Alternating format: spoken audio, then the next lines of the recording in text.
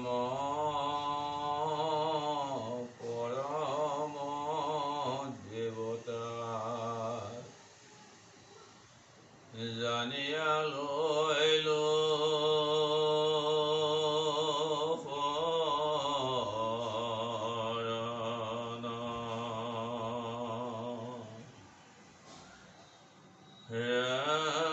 রাম তুমি প্রিয়তম পরম দেবতা জানিয়া লইল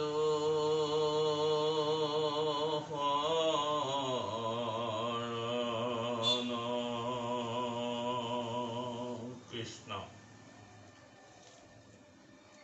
কৃপালু বান্ধব সমস্ত আই মাতৃ সমস্ত আমি ক্রমশ আগবঢ়াই অহা নিগম শাস্ত্ৰ মহাভাগৱত ভাগৰ পৰ্যালোচনাৰ বাবে আমি আপোনাৰ সবৰ শ্ৰী চৰণত সেৱা ধৰিছোঁ। আমি আজি আগবঢ়াব খুজিছোঁ নিগম শাস্ত্ৰ মহাভাগৱত ভাগৰ অষ্টম স্কন্ধৰ পৰ্যালোচনা। নিৰ্গুণ ভগৱন্তৰ দ্বাদশটা নিৰ্গুণ অংগৰ য'ত পৰিচয় ঘটিছে দ্বাদশ স্কন্ধ ভাগৱতত। এই দ্বাদশ স্কন্ধ ভাগৱতৰ অষ্টম স্কন্ধত ভগৱন্তৰ সোঁহাতখনৰ সমাৱেশ ঘটিছে। ভগৱন্তই অষ্টম স্কন্ধত সপ্তম আৰু অষ্টমত তেওঁৰ কৰ কমল এই দুখন হাতক তেওঁ সংযোজন কৰিছে। তেওঁ ভকতৰ ওচৰত প্ৰদৰ্শন কৰাইছে। তেওঁৰ সোঁহাতেৰে অষ্টম স্কন্ধত বুজাব বিচাৰিছে চাৰিৰ সমাহাৰ ধৰ্ম অৰ্থ কাম মোক্ষ। গুৰু দেও নাম ভকত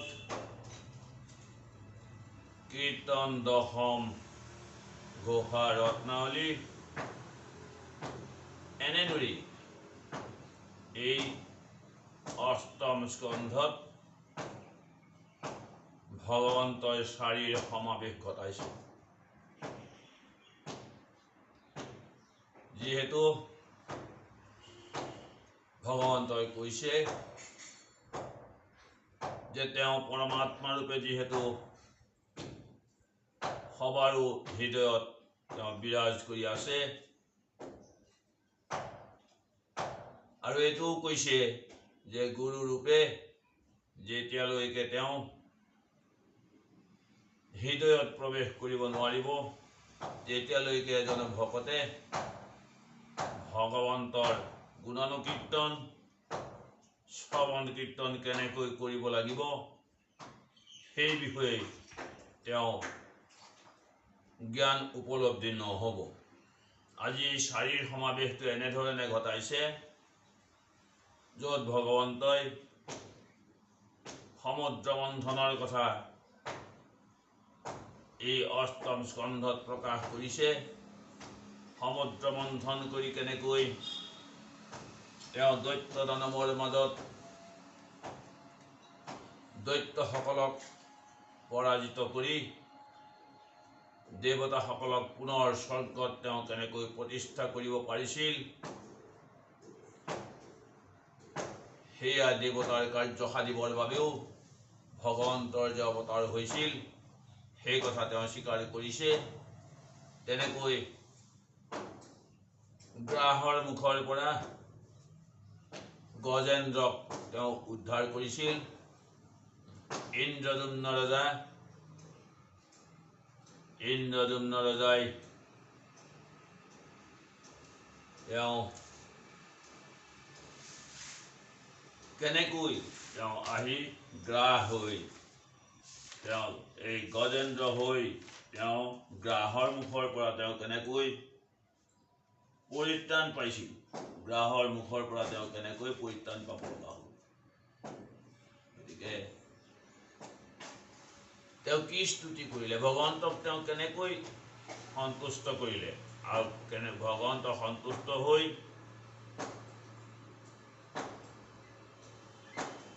গজেন্দ্ৰক সেই গ্ৰাহৰ পৰা কেনেকৈ তেওঁ ৰক্ষা কৰিলে, আৰু কেনেকৈনো স্তুতি কৰিব লাগিব ভগৱানক এই চাৰিৰ সংযোজনত আমাক ইয়াকে শিকাব গৈছে যে ভগৱন্তক কেনেকৈ স্তুতি কৰিলেনো আমি পাম, ভগৱন্তনো কেতিয়া কেনেকৈ আমাৰ প্ৰতি সন্তুষ্ট হ'ব, সেই বিষয়ে এই অষ্টম স্কন্ধত তেওঁৰ চাৰিৰ সংযোজনত সকলো কথাই প্ৰকাশ কৰিছে। এয়াই হৈছে তত্ত্ব, য'ত বলি চলনৰ কথা, বলিক চলনা কৰি পুনৰ দেৱতাসৱক স্বৰ্গ ৰাজ্যত প্ৰতিষ্ঠা কৰিছিল, বলিক নিশুতলপুৰত কেনেকৈ প্ৰতিষ্ঠা কৰিছিল, বলিৰ ভক্তিত সন্তুষ্ট হৈ কেনেকৈ ভগৱান বলিৰ দুৱাৰদলিত তেওঁ ৰখীয়া হৈ থাকিব লগা হৈছিল, তেওঁ যে ভকতবৎসল সেই কথা তেওঁ প্ৰমাণ কৰি দেখুৱালে। মৎস্য অৱতাৰ লৈ তেওঁ সত্যব্ৰত ৰজাক যি মায়া প্ৰদৰ্শন কৰাইলে, আমি এই চাৰিৰ সংযোগৰ কথা অষ্টম স্কন্ধত যে প্ৰকাশ কৰিছে, আমি এই চাৰিৰ জৰিয়তে আমি গুৰুৰ আশ্ৰয় লৈ কেনেকৈ ভগৱন্তক আমি স্তুতি মিনতি কৰিব লাগিব, সেই বিষয়ে অষ্টম স্কন্ধত প্ৰকট কৰি আমাক দেখুৱাইছে। আৰু সেয়েহে ভগৱন্তই বাৰে বাৰে প্ৰকাশ কৰিছে যে যি পৰ্যন্ত মই গুৰুৰূপে সকলোৰে হৃদয়ত প্ৰৱেশ কৰিব নোৱাৰোঁ বা মই প্ৰৱেশ নকৰোঁ, তেতিয়ালৈকে এজন ভকতৰ হৃদয় ভগৱন্তৰ প্ৰতি আকৰ্ষিত নহয়। ভগৱন্তৰ প্ৰতি আকৰ্ষিত হ'বলৈ হ'লে ভগৱন্তই তেওঁক সেই বুদ্ধি প্ৰদান কৰিব লাগিব। যদিও ভগৱন্ত হৃদয়তে আছে, হৃদয়তে ভগৱন্ত থাকিলেও সেই বুদ্ধি তেওঁ নাপাব, কিয়নো তেওঁ ভগৱন্তক সন্তুষ্ট কৰিব পৰা নাই। একান্ত ভকত সমস্তই সেয়েহে একান্ত ভকত সমস্তৰ কথা ক'বলৈ যাওঁতে আমি এটা কথা উল্লেখ কৰিব লাগিব। মহাভাগৱত শাস্ত্ৰভাগত যি আমাৰ চাৰি পুৰুষাৰ্থ ধৰ্ম অৰ্থ কাম মোক্ষৰ কথা প্ৰকাশ কৰিছে, এই চাৰি পুৰুষাৰ্থৰ বাহিৰেও নিগম শাস্ত্ৰ মহাভাগৱত ভাগে অপ্ৰেম ভকতি বা ভক্তি যুগক আৰু এক পুৰুষাৰ্থ অৰ্থাৎ পঞ্চম পুৰুষাৰ্থ হিচাপে চিহ্নিত কৰিছে। অকল জ্ঞানৰ দ্বাৰাই যে এই শাস্ত্ৰভাগৰ তত্ত্ব অৰ্থ মৰ্ম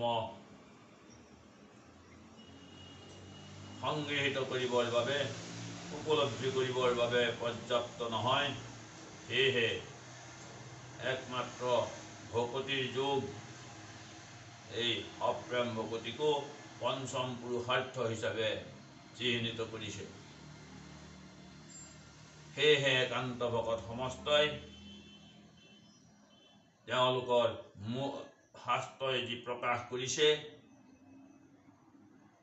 যে পাঁচবিধ মুক্তি, সালোক্য, সালোক্য, সামীপ্য, সাযুজ্য আৰু লীন মুক্তি, এই পাঁচবিধ মুক্তিৰ ভিতৰত যদিও লীন মুক্তিক শ্ৰেষ্ঠ বুলি কোৱা হৈছে, তথাপি একান্ত ভকত সমস্তই লীন মুক্তিকো বাঞ্ছা কৰা নাই। তেওঁলোকে কেনেকৈ হৰিৰ পদপংকজত সেৱা কৰিব পাৰিব, একান্ত ভকত সমস্তৰ সেয়েহে কামনা। কপিল গোসাঁই মাতৃ দেৱহূতিয়ে সেয়েহে প্ৰকাশ কৰিছিল যে নালাগে লীন মুকুতিকু তথা নাহি হৰি পদ পঙ্কজ যথা। য'ত হৰিৰ পদ পঙ্কজৰ সেৱা কৰাৰ কোনো ব্যৱস্থা নাই, তেনেধৰণৰ লীন মুক্তি একান্ত ভকত সমস্তই কামনা কৰা নাই। সেয়েহে একান্ত ভক্ত হিচাপে ভগৱন্তৰ চৰণত যিদিনালৈকে আমি প্ৰাৰ্থনা কৰিব নোৱাৰিম, স্তুতি কৰিব নোৱাৰিম, সেইদিনালৈকে ভগৱন্তৰ লগত সাক্ষাৎ হ'ব পৰা নাযাব। ভগৱন্তৰ লগত সাক্ষাৎ হোৱাৰ কথা এনেধৰণেহে কোৱা হৈছে যে ভগৱন্তৰ গুণানুকীৰ্তন শ্ৰৱণ কীৰ্তন কৰোঁতে কৰোঁতেই ভগৱন্তৰ গুণানুকীৰ্তনতে একমাত্ৰ সেইসকল ভকতৰ মন নিবিষ্ট হ'ব, আৰু সেই স্বাৰ্থতহে কোৱা হৈছে যে ভগৱন্তৰ লগত ভকতৰ দৰ্শন হ'ব। আমি অষ্টম স্কন্ধত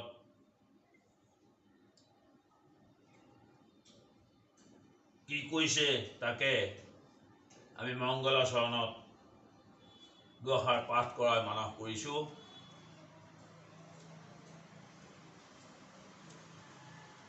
জয় কৃষ্ণ ভকত বৎসল,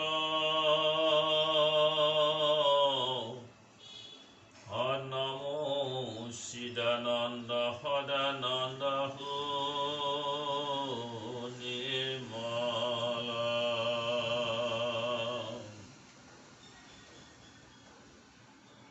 ভকত বৎসল ভগৱন্তক প্ৰণাম জনাইছে, যিজন চিদানন্দ, যিজন সদায় আনন্দ আৰু যিজন সুনিৰ্মল। সেই ভকত বৎসল ভগৱন্তক প্ৰথমতেই প্ৰণাম জনাইছে। নমো মৰকত শ্যাম নন্দ কুমাৰ, ত্ৰিভংগ শোভিত অংগ মুখে বেণুজাৰ।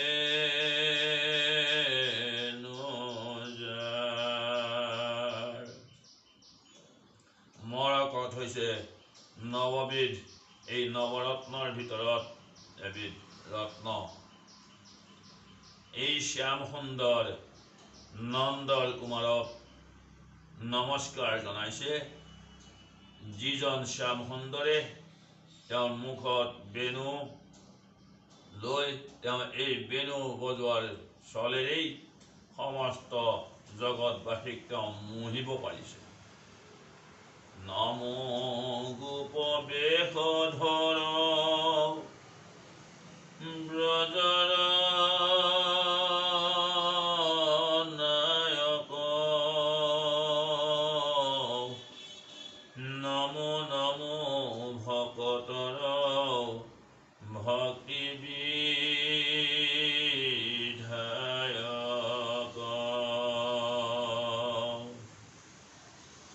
গোপৰ বেশ ধৰি যিজন ভগৱন্তই পূৰ্ণ কৃষ্ণ ভগৱন্তই আহি ব্ৰজত তেওঁ গোপৰ বেশ ধৰিছে, আৰু তেওঁ গোপসকলৰ নায়ক হিচাপে তেওঁ ইয়াত বিৰাজ কৰিছে, আৰু সেই ভকতক ভক্তিৰ বিধান দিওঁতা সেই ব্ৰজৰ নায়কক আমি প্ৰণাম জনাইছোঁ। নমো শুক্ল কলেৱৰ ৰোহিণী কুমাৰ, এক কৰ্ণে কুণ্ডল ভূষিত বেশজাৰ।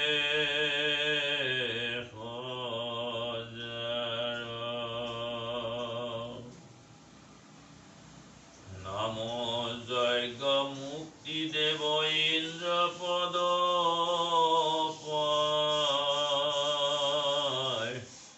ভক্ত স্বয়ম্ভুৱ ৰক্ষা কৰিলা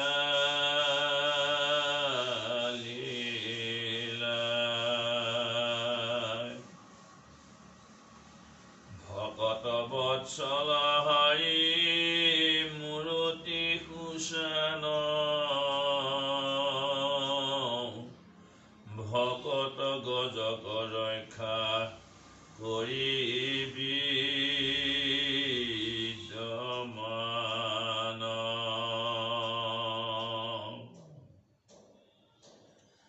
যজ্ঞৰ চলেৰে যেতিয়া যজ্ঞত ভূমি ভিক্ষা কৰাৰ চলেৰেই ভগৱন্তই পুনৰ ইন্দ্ৰৰ পদ ঘূৰাই দিবলৈ সক্ষম হৈছিল, য'ত বলিক চলনা কৰিছিল। আৰু ঠিক তেনেকৈ ইন্দ্ৰদম্ন ৰজা তেওঁ গজৰ ৰূপত আহি সহস্ৰ বছৰ তেওঁ ভগৱন্তক স্তুতি কৰিছিল আৰু তেওঁ সেই গ্ৰাহৰ মুখৰ পৰা অৰ্থাৎ সেই কালৰ পৰা তেওঁক পৰিত্ৰাণ কৰিলে ভগৱন্তই, যিহেতু তেওঁ ভকত আৰু সেই ভকতৰ তুষ্টিত তেওঁ সন্তুষ্ট হৈছিল আৰু সহস্ৰ বছৰ যিহেতু স্তুতি কৰি ভগৱন্তক সন্তুষ্ট কৰিছিল, গতিকে সেই ইন্দ্ৰদম্ন ৰজাই যদিও গজৰ ৰূপ পাইছিল তথাপি তেওঁ তুষ্টিত সন্তুষ্ট হৈ ভগৱন্তই তেওঁক পাৰিষদী তনু প্ৰদান কৰিলে আৰু তেওঁৰ স্থান দিলে বৈকুণ্ঠত। দিব্য পাৰিষদৰ ৰূপ দিলা দয়া কৰি, হেন দেৱ ভগৱন্ত ভজো যত্ন কৰি। সেইজন গজক, সেই হাতীক যি ইন্দ্ৰদম্ন ৰজাই হাতীৰ ৰূপ লৈ ভগৱন্তক স্তুতি কৰিছিল, সেই গজক পাৰিষদী ৰূপ যি তুমি যেনেকৈ দয়া কৰিলা, সেইজন ভগৱন্তক আমি সকলোৱে ভজনা কৰিছোঁ। আমি যত্ন সহকাৰে সেই ভগৱন্তক আমি যত্ন কৰি আমি তেওঁক ভজিছোঁ। নিয়োগ সাধু সভা সদৰংগ মন, অষ্টম স্কন্ধৰ কথা গজেন্দ্ৰ মুখন। গজেন্দ্ৰই কেনেকৈ মোক্ষ লাভ কৰিছিল সেই কথা আমাক শাস্ত্ৰই কৈছে, যে সকলোৱে এতিয়া আনন্দ মনেৰে এই গজেন্দ্ৰ মুখখনৰ কথা শ্ৰৱণ কৰা। মহাভাগৱত চাৰি বেদ মধ্যে সাৰ, আৰৱ অৰ্থ জানিতে শকতীয়া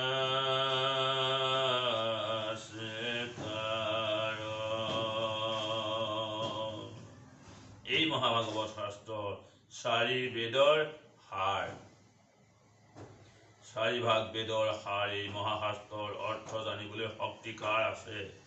গতিকে গজেন্দ্ৰই যেনেকৈ স্তুতি মিনতি কৰি মোক সন্তুষ্ট কৰিছিল, এই গজেন্দ্ৰৰ স্তুতি মিনতিৰ দৰেই সকলো ভকতেই এই স্তুতি মিনতি কৰিবলৈ আগ্ৰহ প্ৰকাশ কৰক। তথাপিতো হৃদীশ্বৰ দেৱ যদুপতি,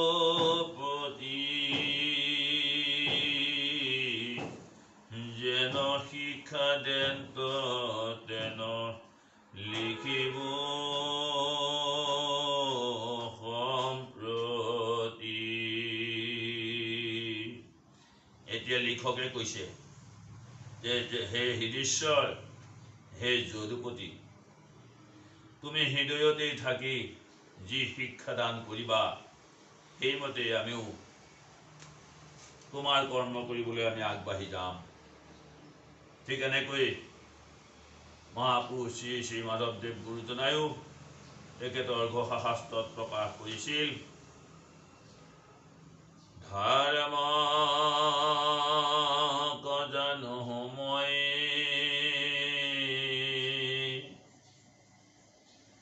তথাপি প্ৰবৃত্তি নাই,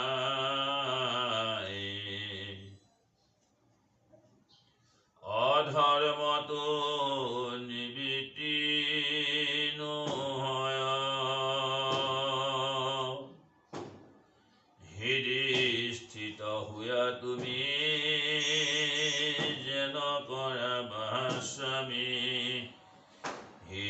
দেহ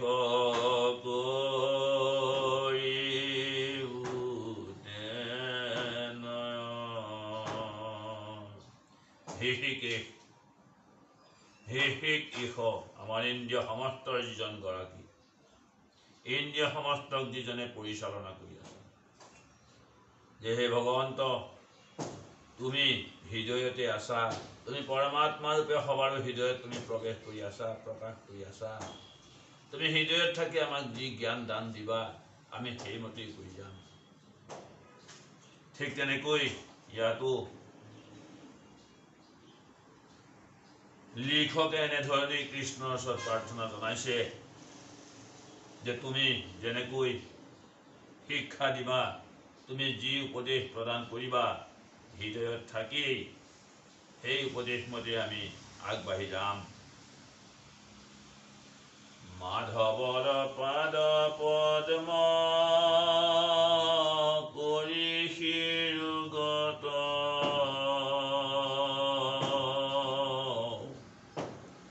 মহন্ত হবৰ আজ্ঞা ধৰিয়া মনত।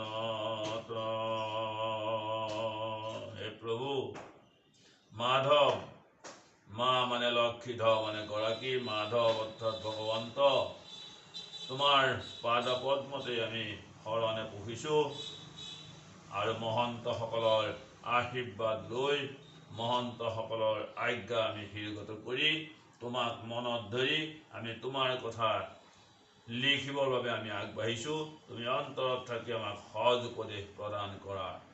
কৃষ্ণ প্ৰভুসকল, অষ্টম স্কন্ধৰ যি সাৰ কথা, যি চাৰি বস্তুৰ আধাৰ, ভগৱন্তই এই চাৰিৰ সংযোগ যি ঘটাইছে, আমি এই চাৰিৰ সংযোগৰ কথা অষ্টম স্কন্ধত আমি পৰ্যায়ক্ৰমে আগবঢ়াই যাম। আমি আজি অষ্টম স্কন্ধৰ এই আৰম্ভণিত আমি দুআষাৰ যি আগবঢ়াইছোঁ, ইয়াৰ লগত আমি সংযোজন কৰি আমি ক্ৰমান্বয়ে অষ্টম স্কন্ধৰ এই চাৰিৰ সমাৱেশ ঘটাই আপোনাৰ সবৰ উদ্দেশ্যে আমি আগবঢ়াই যাম। আপোনাৰ সবে আমাৰ চেনেলটো যদি এতিয়াও ছাবস্ক্ৰাইব কৰা নাই, ছাবস্ক্ৰাইব কৰিব, লাইক কৰিব আৰু শ্বেয়াৰ কৰিব। সেয়াই হ'ব আমাৰ প্ৰতি আপোনাৰ সবৰ আশীৰ্বাদ। আজিলৈ আমি ইয়াতেই আমাৰ আজিৰ পৰ্যালোচনা সামৰিব খুজিছোঁ। কৃষ্ণ হৰি